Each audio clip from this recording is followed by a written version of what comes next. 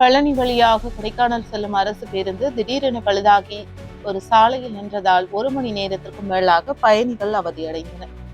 திண்டுக்கல் மாவட்டம் கொடைக்கானலுக்கு மலைகளின் இளவரசியை காண ஏப்ரல் மாதம் கோடை சீசனை முன்னிட்டு ஏராளமான சுற்றுலா பயணிகள் கொடைக்கானலுக்கு படையெடுத்த வண்ணம் உள்ளனர்.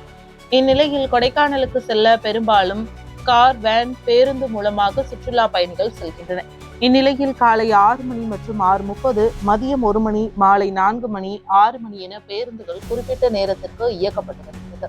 இந்நிலையில் இன்று மேட்டுப்பாளையத்திலிருந்து பழனி வழியாக 1 மணிக்கு பேருந்து நிலையம் வந்த அரசு பேருந்து 1:10 மணியளவில் கொடைக்கானலுக்கு புறப்பட்டது. அப்போது சுமார் 8 கிலோமீட்டர் தொலைவில் அண்ணா நகர் பேருந்து நிறுத்தம் முன்பாக அரசு பேருந்து திடீரென பழுதாகி நின்றது. இதனால் பேருந்தில் இருந்த 40க்கும் மேற்பட்ட பயணிகள் சுமார் 1 மணி நேரத்துக்கு மேலாக காத்திருந்து அவதியடைந்தனர். பின்னர் பேருந்து சரி செய்ய முடியாத நிலையில் மாற்று பேருந்து வரவழைக்கப்பட்டு பயணிகள் அழைத்துச் செல்லப்பட்டனர். கொடைக்கானலுக்கு சுற்றுலா செல்வதற்காக பேருந்து மூலம் சென்ற சுற்றுலா பயணிகள் பேருந்து பழுதானதால் சுமார் 1 மணி நேரம் காத்திருந்து அவதியடைந்தனர். தொடர்ந்து அரசு பேருந்துகளை தமிழக அரசு மற்றும் போக்குவரத்து கழகம் சார்பில் முறையாக பராமரிக்கப்பட வேண்டும் என கோரிக்கை எழுந்துள்ளது.